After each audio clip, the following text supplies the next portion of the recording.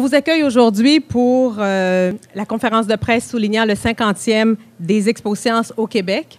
Nous avons également avec nous 5 ambassadeurs qui ont vécu l'expérience Expo-Sciences. Pour attirer les jeunes en formation scientifique, le meilleur outil, c'est de leur donner des modèles. Et en ce sens, les ambassadeurs qui sont devant vous et plusieurs autres qui ne sont pas présents sont des exemples patents de belles carrières, de ce qu'ont pu donner les Expo-Sciences, mais de ce qu'ont pu donner aussi les carrières scientifiques. Et c'est très porteur pour notre jeunesse. Les Expo-Sciences, dont nous sommes heureux de souligner le cinquantenaire cette année, revêtent une importance toute particulière pour l'École polytechnique.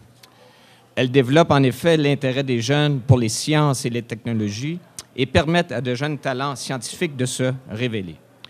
La finale québécoise constitue une véritable rampe de lancement pour susciter des carrières variées et passionnantes. 50 ans d'Expo-Sciences, c'est un anniversaire qui est loin d'être banal. Plus de 300 000 participants peuvent en témoigner et certains le feront aujourd'hui.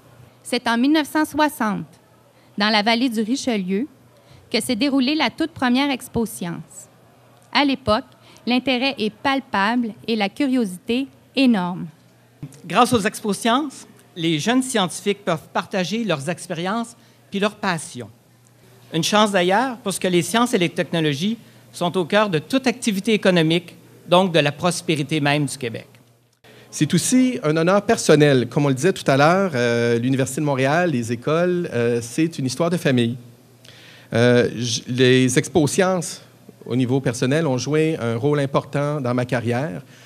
J'ai fait l'Expo-Sciences jusqu'à l'international en 1989.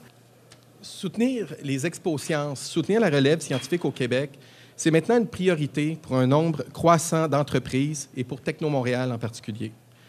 En effet, nous sommes entrés de plein pied dans l'économie du savoir et de plus en plus de carrières dans tous les secteurs requièrent une solide formation technique et scientifique de très haut niveau.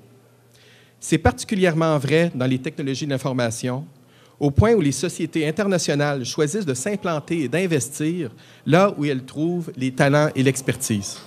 Et c'est ce qui termine cette conférence de presse. J'invite les ambassadeurs également que nos dignitaires à rester ici et à me rejoindre sur la scène pour une photo officielle de l'événement. Et je vous remercie tout le monde pour votre présence et au plaisir de vous revoir en avril dans le cadre de l'édition 2010 à l'Université de Montréal.